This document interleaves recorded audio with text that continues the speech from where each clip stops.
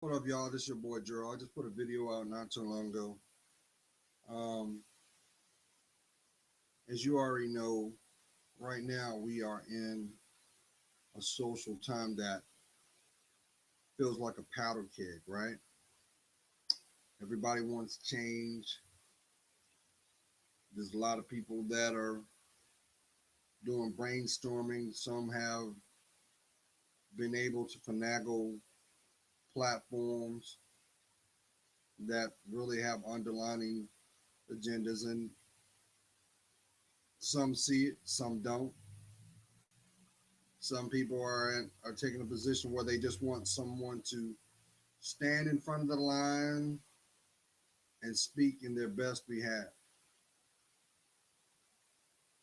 And then there are those that don't want change, and they don't mind stirring the toxicity.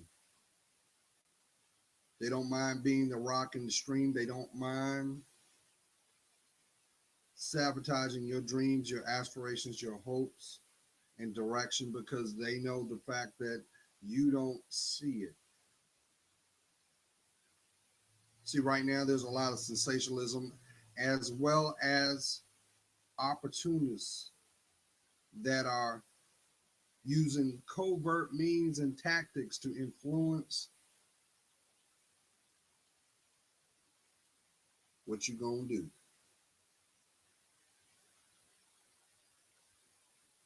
In the meanwhile, we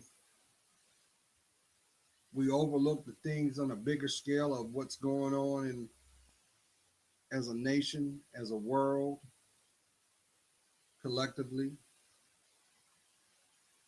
And to some, you're going to get it, and some, you don't care. And those people that don't care, we ain't got nothing to talk about because I understand that you've given up on yourself a long time ago, and you find refuge in your pain. You find relief in the midst of calamity that makes you feel alive. But really, what you don't realize, that's what's robbing you. So those people I ain't got nothing to talk about because see, I'm going to always be optimistic because I also know that as long as you've got air in your lungs, precious air in your lungs, your brain works. But I also know that you allow your environment, both economically and socially, influence your response. So for those people, I ain't got nothing to talk about. Because see, I know that you deserve better. And I know that deep down inside you're tired of crying. You're tired of seeing the living constant of no growth. And you are accepting, but deep down inside through your actions or your rebellion, you scream and change. I'm asking each and every one of y'all to take a step back. Take a step back.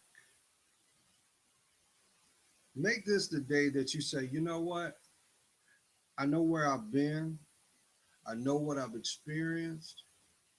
And enough's enough. Enough's enough. I'm going to do something different. I'm going to take a chance on myself. I'm going to invest in me because we already know what doesn't work. Because you see the return that that is giving you. May it be instantaneously or through a delayed release known as time. But see, I understand there are some people that are going to say, Gerald, You are on this level of pipe dreams and delusions, and nobody lives in that manner. I beg to differ because, see, you still got to take a responsibility for you. So, why would you willfully put yourself in harm's way? Why would anybody put themselves in harm's way when it never reaches the result that you're looking for, but it benefits to those people that you don't see. You know, the people that don't give a damn about you, because you don't understand that right now there's a game of social chess going on right now, and they don't mind. They don't mind taking away from you. They don't mind because it don't affect them on a direct level. That's why they continue to make what you know is your environment. They keep putting it out there. Why? Because they know over a period of time that will eventually build an influence and eventually will yield a response. So let's spin that. Let's say that you made this today, that you said, you know what? I deserve better. I don't need to feel like I'm in flux.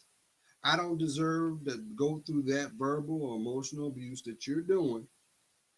And I'm going to make this publicly known to you so that you and I have a dialogue.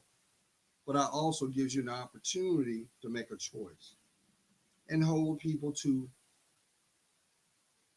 the standards required to have access to you. See, most people, they'll look at that and dumb that down and say, well, why am I going to do that, Gerald? Because truth of the matter is I'm actually economically held hostage because I didn't do the work myself. And what I don't want to reveal to myself is I've been riding on the coattails of that person's actions. In returns, there was a dialogue of goods and services. You give me this, I give you that in return. What we also know that is nothing but social and economic prostitution, because that is taken away from you. So those people, I ain't got nothing to talk about because see, you've made a willful decision not to see your worth, and it could be because of the fact that the environment that you were raised in, that's all you saw, and that's your norm. And you say, well, shoot, it's hard, but it ain't broke, so I'm not gonna fix it. But ask yourself why you don't see that you could have something better. Why are you screaming at them when you should be talking to you? Hmm? How much calamity do you have to go through? Disappointment that you have to see before you finally say, hey, you know what? I should have done this a long time ago. What was I afraid of? Or is it the truth? Well, if I do go that way, then maybe I'm going to lose out on that. But if that's not making you feel emotionally safe, who's losing out? Pain is still pain. Doesn't matter how quickly it comes. Doesn't mean, and you know, it's like we have this thing like we want to time release the effect, but the effect still demoralizes you. I also understand that some people are gonna sit up here and say, well, you know what, Gerald? You talking too much, and we look at you as a risk because you want what's right. Well, let's make this very clear. I love God. My feet are grounded. I am a man through and through. And I don't have to compromise myself to be heard. Because see, God sorts, as long as he's up in here, I'm good. That's why I put that video out a month ago, 2 months ago, when I said goodbye. Because see, I also know that at the end of the day, when I do take my last breath, I want God to be happy. I want him to be happy. I don't want to be, well, remind me of Ray Ray. Nah. Mm-mm. Mm-mm. Mm-mm. Because see, on my back, my legacy I carry. My influence is my direction spiritually. But see, I understand we live in a world that if we don't have physical possession of it, we don't believe it's real. What about that pain? You feel it. Can you touch it? Of course not. Why? Because it's spiritual. And that's why spiritual attacks are exactly what they are, because demons are real. But see, when you get to a point where you can speak your truth, there becomes a responsibility with yourself or a checks and balances in yourself that you don't do things in impulse. You listen and obey, and you trust what God shows you. Why? Because God's got something better for you. Come on now. You're not supposed to be walking around looking like you're 55 and you're 22. Who am I talking to? You got ailments that you shouldn't have. You have influence that are negative that you shouldn't have seen. You know why? Because you're allowing people to have access to you that will never see your worth. So that's why we have the interventions and we have the shows out there to say, hey, look, this ain't the way. But you don't never hear nobody say, well, you know what? What would God do? Oh, no, we don't talk about that. Just like we don't talk about the things that really bother us. Because anything that's too real that represents you, people want to turn that volume down quick. They want, yeah, they do. Why? Because they haven't mastered it. So they want to deflect away from it. Just totally just non-verbally, like, I don't care what you're going through, but I don't want to talk about it because it doesn't serve me. And since you're talking about it, I ain't got time. But yet they're the same ones doing this. You're not a glutton for punishment, y'all. But nobody's going to do your work. And I'm going to say this again. If you expect for me to change my position, that your life deserves better, and you're waiting for me to take a position that is not in your best light, please do me a favor. Go right there, hit the unsubscribe, because I'm not talking to you.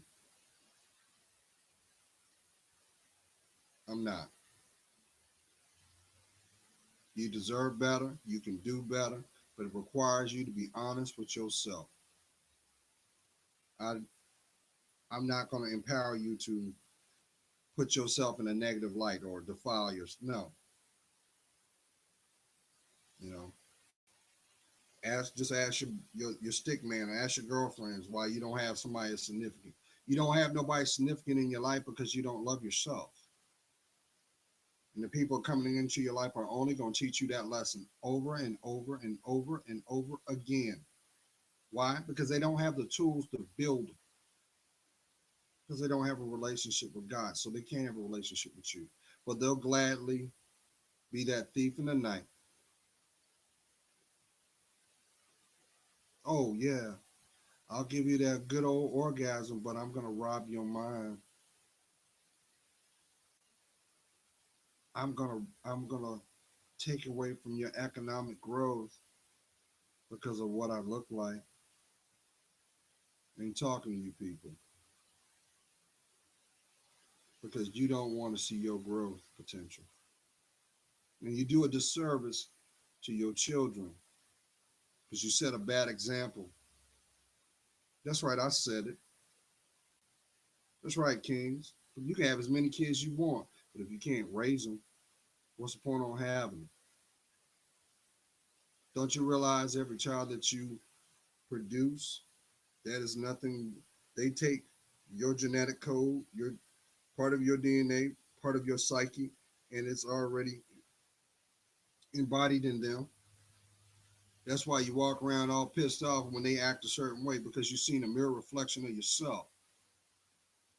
Why? Because you ain't took ownership of that behavior yet. You can't free yourself from that behavior till you own it. That's right, Queen. You never gonna get a pass from me while you're walking around treating yourself like a Jezebel. You're not, because you deserve better.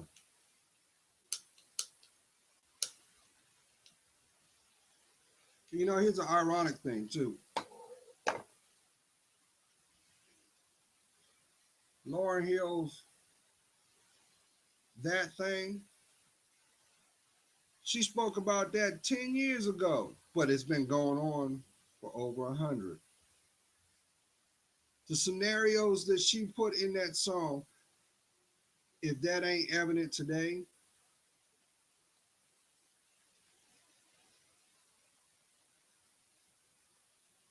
can you not see the what?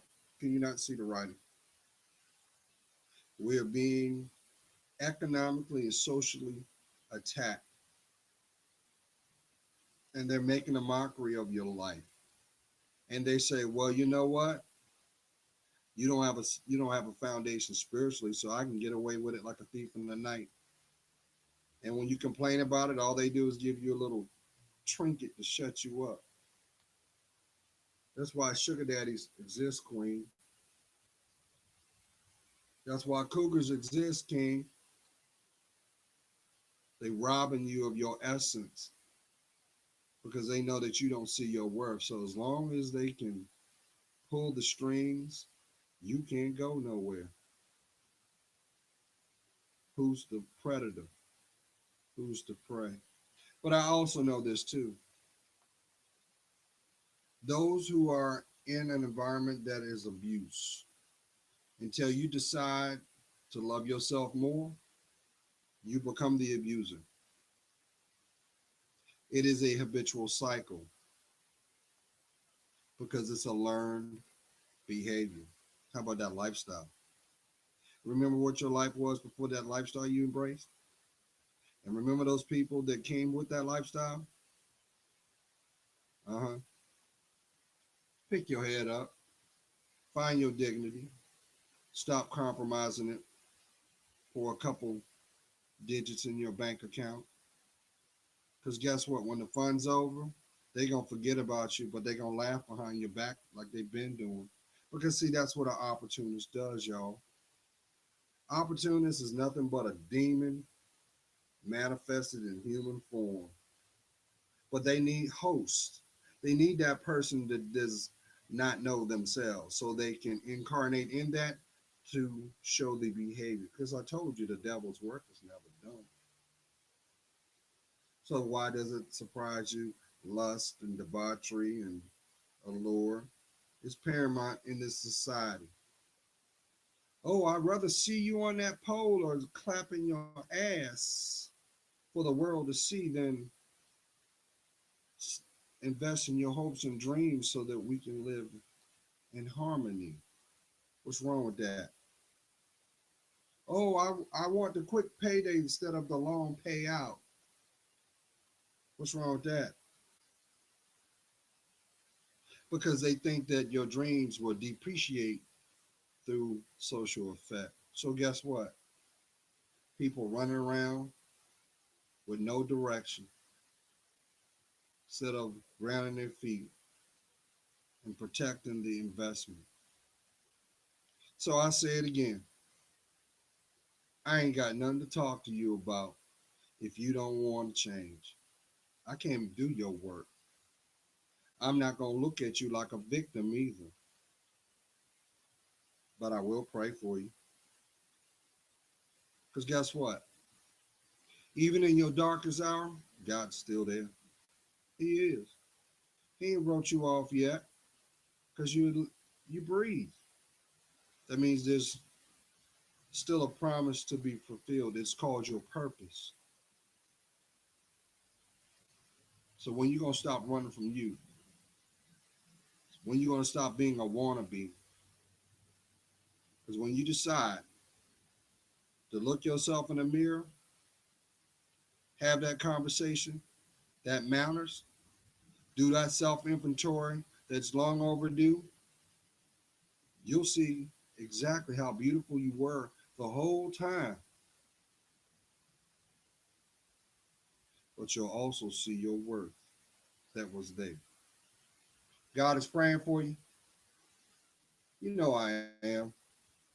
I see your worth. And for that, it helps me discern more. No, discern mine. Because you deserve better. So why are you settling? Or better yet, why are you running from you?